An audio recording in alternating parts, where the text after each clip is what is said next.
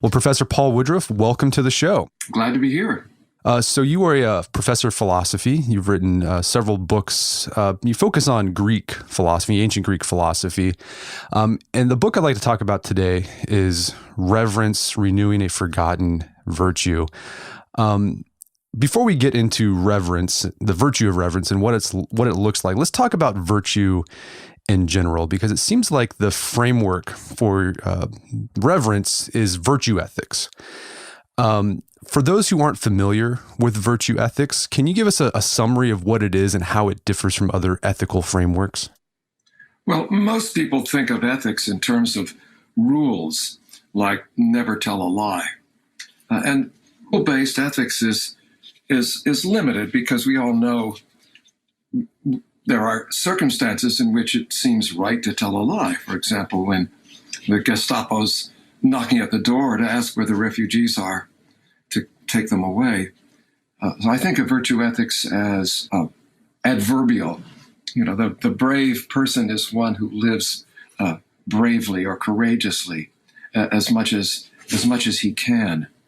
And by the way, it's nice to talking about virtue on this website because the etymology of virtue is the Latin word vir for man, manliness, or maturity. Right. I think maybe a better word for what we're talking about here. I think of a virtue as not a fixed trait, because even the courageous person is sometimes going to fail in courage, but more as a commitment to live in a certain way, to make decisions in a certain way. So the virtue ethicist thinks about adverbs, about how to live and how to make decisions. And how does one become more virtuous within virtue ethics? I mean, Aristotle wrote a lot about this in the Nicomachean Ethics. So how does one become virtuous? Well, one becomes virtuous, according to Aristotle, by cultivating the patterns of behavior that you see in virtuous people until those patterns really become yours and you're choosing what to do out of your own character and not simply by imitating others. So it's a dual process, becoming virtuous. The Chinese theory of virtue, there's a fascinating theory of virtue in the Chinese tradition that comes down from Confucius and Mencius. And that starts with the idea that every human being is born with certain sprouts, like rice sprouts, that can grow into virtues if they're properly cultivated. So for Confucian ethics, the goal of ethics is to cultivate one's own capacity for living virtuously. And one does that in society. Long story there. Right. And so, I mean, the assumption there, I guess, in the Chinese view would be that you can't be virtuous without the virtue, or like so you already have to have that virtue within you in order for you to be able to cultivate it. I think that there's got to be something for you to cultivate. And I think if you were born without any sprout of courage or reverence or justice, that it would be very hard for you to develop it, that perhaps impossible, you'd be a sociopath. In becoming more virtuous, you really need to find what's in you that's already right, and make that better. And the same in interacting with other people. You need to find what they have in them that is moving in the right direction, and try to cultivate that and bring that forward. Okay, so let's talk about the virtue of reverence. Because I think we've all heard of, when people think virtues, they think courage, justice, wisdom. But people don't think of reverence. We often associate reverence with religion, but you argue that it's not an exclusively religious virtue. So how do you define reverence so that it's not exclusively in the domain of religion or faith? Well, let me start with the opposite of reverence. I think the opposite of reverence is what the Greeks call hubris, which is the overweening pride or arrogance of a man who really thinks he has godlike attributes. If you think you can never go wrong, if you think you're invulnerable, if you think that you've been so successful that success will follow you all your life, you're falling into hubris. Reverence is the virtue that protects you from that. Felt recognition of human limitations, a felt recognition of really what it is to be human. And so, I mean, but it's not humility though, right? I mean, it's, even though it's the opposite of hubris, reverence isn't humility per se. Right, because I think the opposite of humility is pride, and pride is often a good thing. So I some years ago gave a talk on reverence at a meeting of Roman Catholics and nuns, and I was asked this question about humility, and I said that I think people often preach humility to those whom they want to bow down to them, and the nuns all nodded. They were tired of being told to be more humble. And a great soul is compatible with reverence, but it's not compatible with abject humility. And I believe in your book, you kind of define reverence in terms of feelings, right? It reminded me, I think you have a good definition. It reminded me of the definition of practical wisdom, or I forgot the Greek word for it. But it's like having the right feelings at the right time for the right reason. So reverence seems to be based in feelings, right? I think all of the virtues are based in feelings, and it's because they're based in feelings, they motivate us.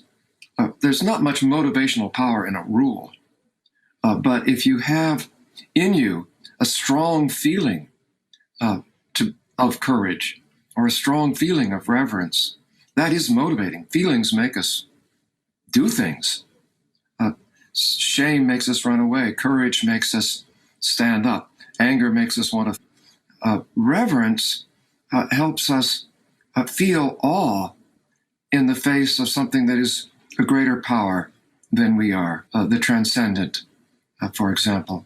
So certainly reverence can be connected with religion, because the reverent person feels awe at the thought of God. But I don't think the only transcendent object for which we should feel awe is, there are other transcendence around us. We might feel awe in the presence of nature. We might feel awe in the presence of, at the thought of justice as an ideal, and so on. Yeah, I mean, those are some good examples of particularly non-religious examples of things you can be reverent to. But I think you also you can be reverent towards, even political institutions. And I know that might be a hard pill for people to swallow in this day and age when they might be cynical about our political institutions, but reverence is that's something you could possibly give reverence to. Well, our Constitution is an interesting case, and so is our Declaration of Independence.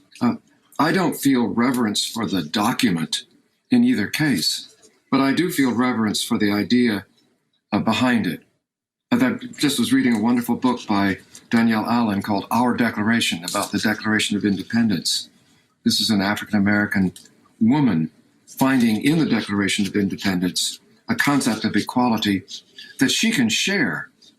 Well, the authors of that document weren't thinking of it that way at all, but she found in the document a commitment to that idea, for which she does feel reverence, obviously. And is reverence a public or private virtue, or is it both? I think it's both. I think it's a public virtue in that reverence is expressed in ceremonies that we share with other people. I think it helps a great deal in developing any virtue to share it with other people. And in the case of reverence, whenever we are sharing a ceremony, and there are many different kinds of ceremony, they're not all religious. Whenever we're sharing in a ceremony with other people, we are, in fact, bearing a kind of reverence, because when you're conducting a ceremony with the appropriate feelings, are recognizing your own limitations with respect to that ceremony. You're not going to interrupt the ceremony or step into the space that is occupied by the ceremony and so on. There's a long, interesting story about ceremony and reverence. Yeah, we'll get to that in here in a bit. So, I mean, why is reverence important? Because I think in this day and age, if reverence is sort of this recognizing your limitations and having, and avoiding hubris. I mean, it seems like our day and age is just like, no, like we are limitless. We can do whatever we want. We can conquer anything if we put our mind to it and our will to it. So why would reverence be an important counter to that that feeling that we have to like try to be limitless in our lives? Well, I think it's important because without reverence, we are vulnerable to fall into hubris. Hubris leads to overreaching, and overreaching to catastrophe. The Greeks understood this very well. That's the kernel of tragic wisdom. And we've seen examples of this. I think the United States, after what it believed to be a triumphant success, Cold War, went on a rampage of hubristic decisions. We deregulated important elements of the economy, which produced the crash of '08. We invaded Afghanistan and Iraq. There, of course, are controversies about these, but I think it's fairly clear now that the idea that we could, by force of arms, create a friendly democracy in Iraq was full of hubris. It was a disastrous decision, and a good example of a failure of reverence in high places. Oh yeah, well, that was interesting. The point you made that hubris is we're most susceptible to hubris in the point of victory. I think Napoleon even talked about that. They said the most dangerous moment in battle is the moment of victory, because that's when soldiers can get a little crazy and just go on a rampage, or they'll get overconfident and let their guard down a bit. Well, I'm thinking of Napoleon believing that he could conquer and Hitler having the same view, thinking that he could send an army into Russia and bring it to its knees. Both decisions led to catastrophes for the invading armies. So we just talked about reverence on a meta level, a very public level. I mean, but let's go down to the individual. How can reverence make us, better parents or better citizens or better, teachers, for example? Well, I think a very important virtue for parents and teachers and for anybody who has authority over others. It's valuable to be able to remember at each point that you're not a god, that you can be wrong, that you need to listen to other people. Who don't listen are parents who may very well find themselves seriously at odds with their children. And I see examples of this every year among my own students. If they have parents who are not listening to them, there can be very serious breaks.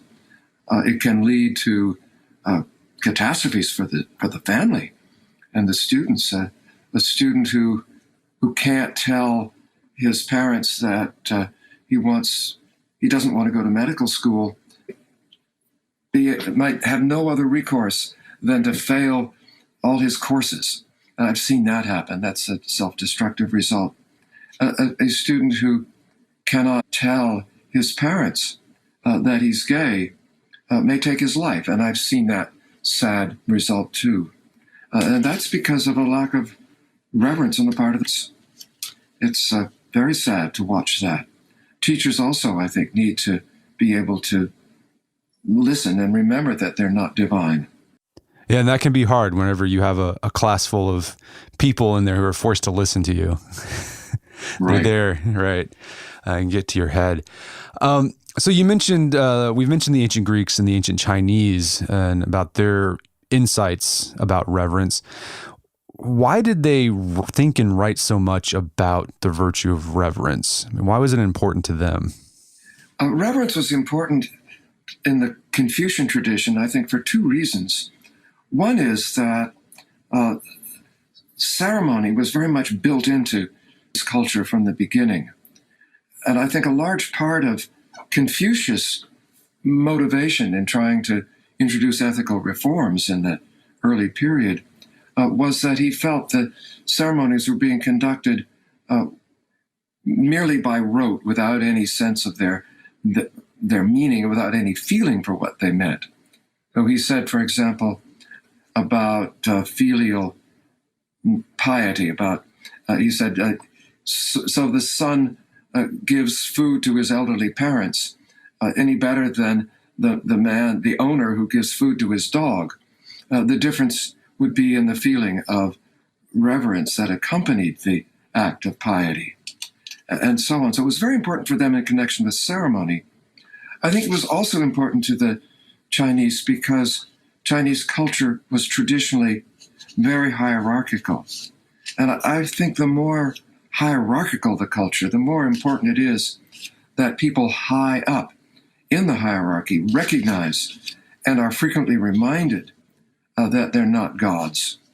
And part of the purpose of ceremony in Chinese political life, I think, was to remind the emperor and other high-up people that there was something to which they were subordinate. So the emperor was called the son of heaven. One way of reminding him he's not God. And in the ancient Greeks, I mean, why was reverence so important to them? Why was reverence so important for the Greeks? Yes.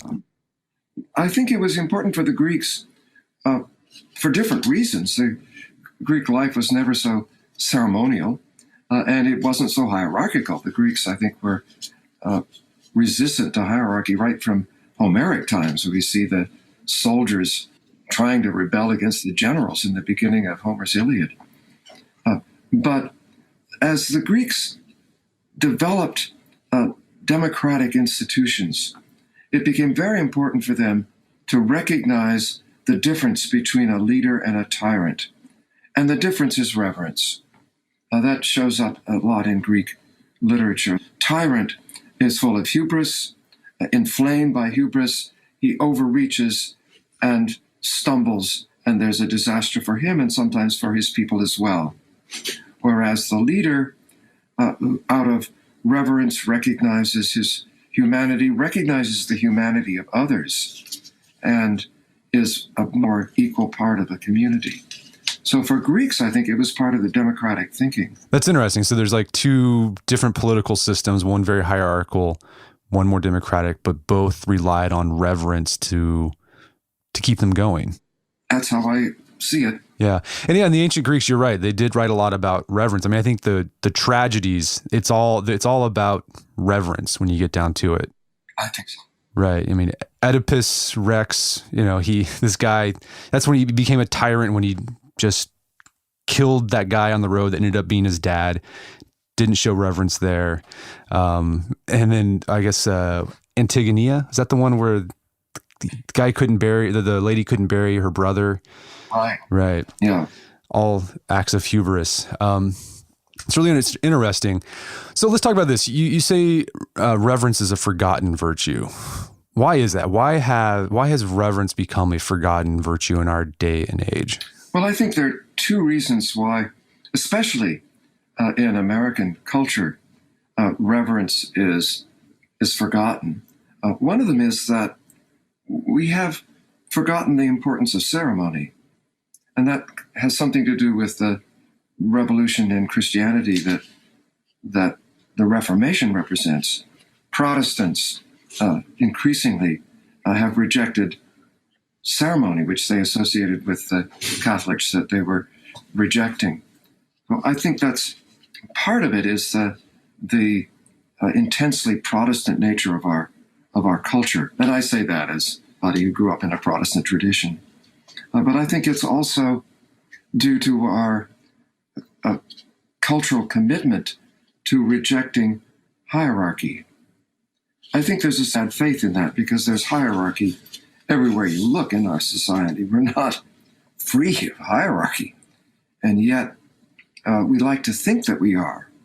And so we forget that very often we are in positions of great authority that require reverence. I think it's interesting that we don't have much of a hierarchy in our culture today, but even the Greeks, they didn't have really hierarchy, but yet they were able to still cultivate reverence. So why were they able to do it, but we're not able to? I think that the ancient Greeks had a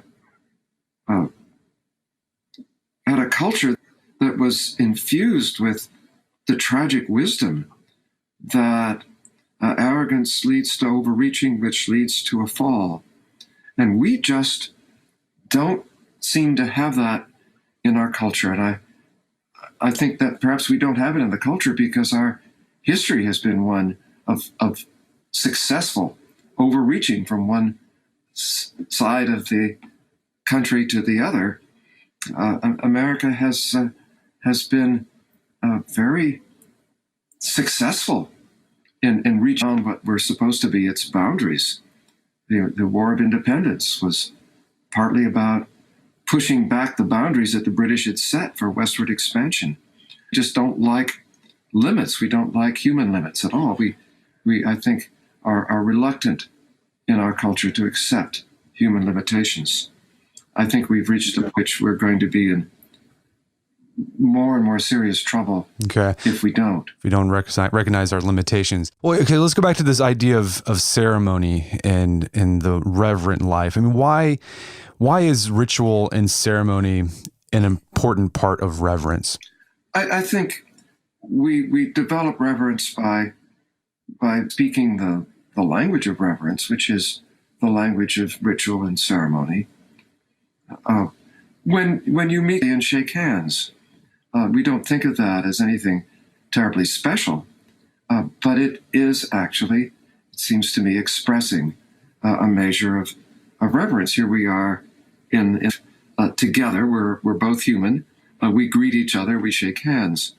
When a student puts up her hand in the classroom before speaking so as not to interrupt another, that's an act of reverence, a very small and subtle one, but a very important one, because it is a little ceremony that greases, oils the gears of human interaction. And I mean, as you said, Confucius was worried about the possibility of having ceremony without reverence, sort of just rote things. So, I mean, how do you ensure that these rituals or ceremonies that pop up in our life, whether big or small, maintain a measure of reverence within them? That's hard. And I think it's also really important. I think to maintain meaningful ritual and ceremony, we have to be prepared to change as society itself changes. What it means to be a friend in terms of ritual and ceremony is being changed by the internet. And I, as an older person, don't know this very well, but there are, of course, rituals that are involved in the social media that are being done without much forethought, but I think they're probably very important to the ongoing relationships that develop on these new media. We have to be prepared for all kinds of change. If you just stick with the same ceremonies and let them become dry and brittle and stiff, then of course the feeling is going to fall away from them, and we'll go look for something else. A lot of traditional forms of Christian worship are falling away among Protestants especially, and we have new styles of worship, new styles of church, and that's what we need is a willingness to evolve new ceremonies, or to find ways of infusing old ceremonies with new meaning. So, I mean, I guess it is possible. So reverence to tradition, you can have it, but you don't want it to be rigid because that's what will lead to that sort of calcified, empty ritual. And Calcified is a good word. Yeah. And so, I mean, I guess you could use your reverence towards tradition to maybe Yes. create something new, revitalize, using that reverence towards tradition to revitalize and make something new. Exactly. Well put. I think it reminds me, we had Ted Linden on the pod. He's a classicist. He wrote The Ghost of War. And he talked about the ancient Greeks' reverence towards Homer and the Iliad and the epic poems. And that's so they sort of use that reverence to create new ways of fighting. So the phalanx was inspired by that. But it was new. It was radically different from how they fought in the Iliad. But they had this reverence towards it that allowed them to create this new form of battle, a ritualized form of battle. Yes. For the Greeks especially, war did involve ritual. They went into battle singing the paean. They went into battle in line, each man carrying a fairly small shield, which protected both himself and the arm of the man to his left. This is a concept that I think is still important in our own military. Part of the goal of military training is to teach people through military ceremony how to be interdependent and how to function together in a unit. And have a reverent attitude towards war. Yes. Which is kind of interesting. People wouldn't think you'd need reverence in war, but the Greeks are very conscious about being reverent even in war. Well, yes, and they're conscious of how easy it is in war to overreach. The Iliad is wonderful about it. Patroclus goes off into battle wearing Achilles' armor, which is already a little act of hubris, and is so successful, partly because people think he is Achilles and run away from him, so successful that he goes too far. And because he goes too far, he's killed. And then the man who kills him, Hector, is so puffed up with his own success at killing Patroclus and winning various other aspects of the battle that he stays out on the battlefield after his wise younger brother advises him to go in. And that leads to disaster.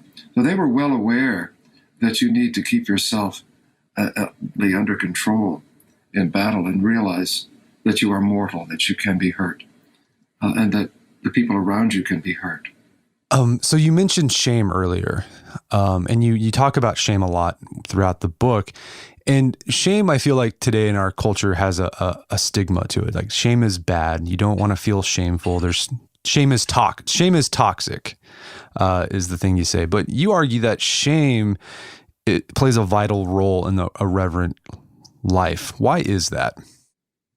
Well, shame, I think of as alien to our culture, and along with that, we pretend that honor is not very important either.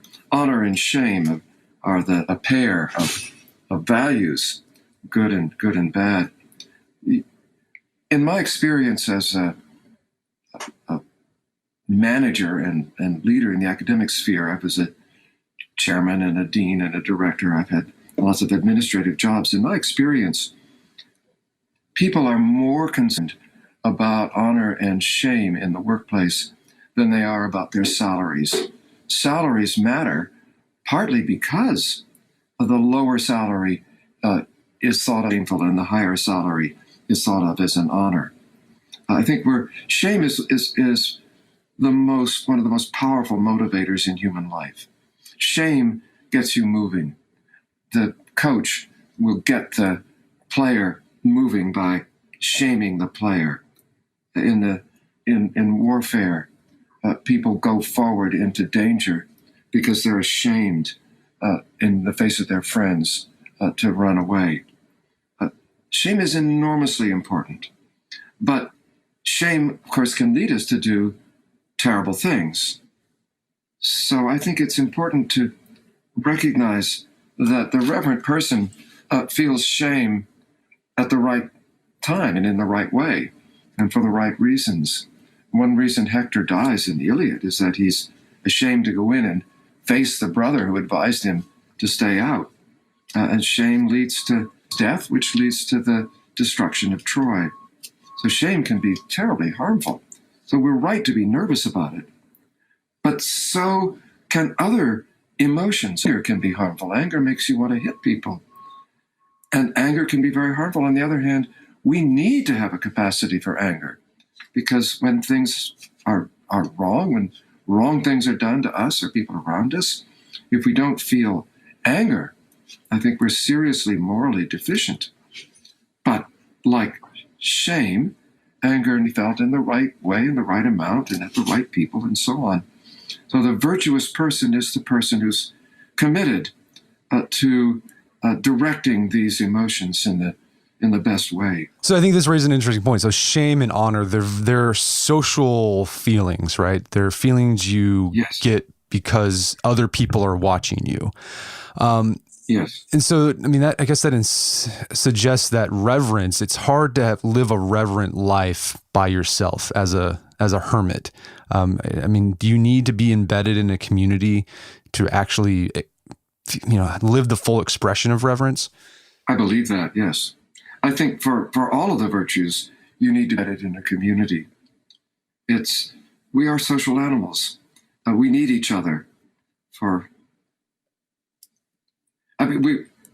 be human is to speak a language. You can't speak a language yourself. You need to have other people in order to learn a language, let alone actually speak it. So I think being part of a community is essential to being a human being. The Greeks, again, who have such an influence on my thought, the Greeks felt that a human being was a social animal and therefore couldn't really live a human life as a recluse entirely. A god would have the power to live alone, and they thought that wild beasts might be able to live alone. I think they were wrong about the beasts. But the thought that you could live a fully human life completely on your own without being part of a community is the hubris of thinking that you have divine powers. We're not divine. We need each other. And do those individuals you're embedded with, like in order to be reverent, do they also need to be reverent? I mean, what if you live in a community that just full of irreverence? Would it be possible to cultivate that virtue within yourself, surrounded by other individuals who don't have reverence? I think there's a lot of luck in living a virtuous life. If you're born into a slave-holding society and you're taught to treat other human beings with violence and contempt, it will be hard for you to be a good person. If you're born into a society that has only contempt for ceremony and politeness, it will be hard for you to cultivate reverence, perhaps impossible. I think if you're born into a society that is deeply vicious in one way or another, you're morally unlucky. I sometimes use the example of courage.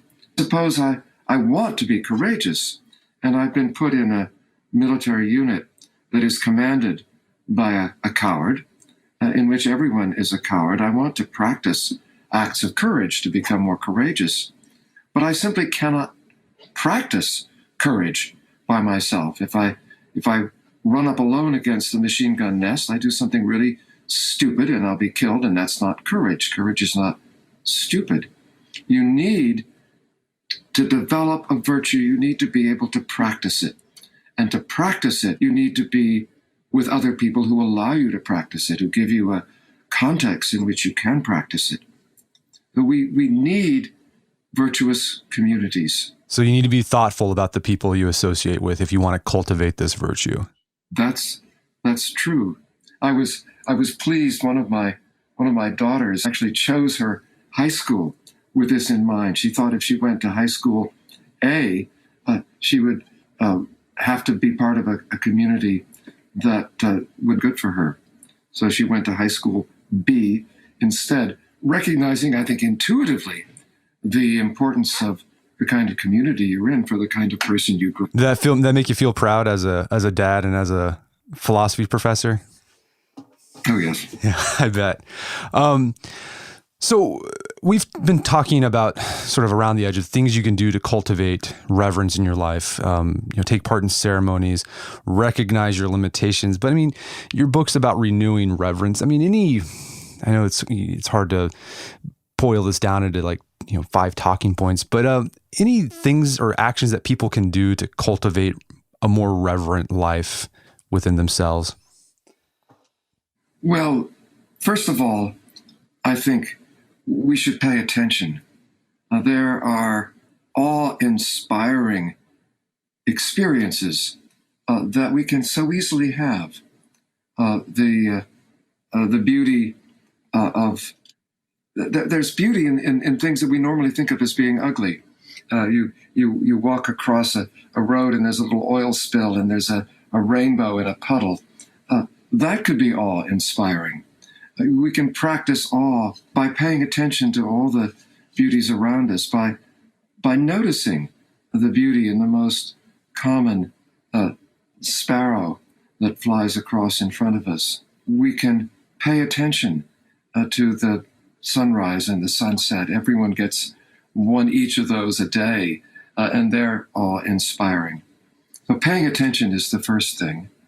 I think the second talking point I would have about renewing reverence is finding occasions to speak languages of reverence, finding ceremonial occasions of various kinds. I think music is one of the languages of reverence. Poetry can be a language of reverence.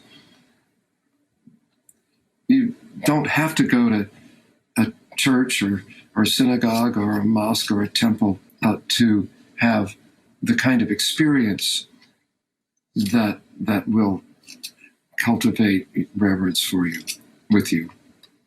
And then perhaps the third thing is to keep asking yourself what you're doing. Pay attention to your own actions and what they mean. It would be very dangerous to suppose, well, I've been a reverent person all my life, and I am safely ensconced in my virtue. I don't have to worry about this anymore. That's very dangerous. That's hubris, in fact.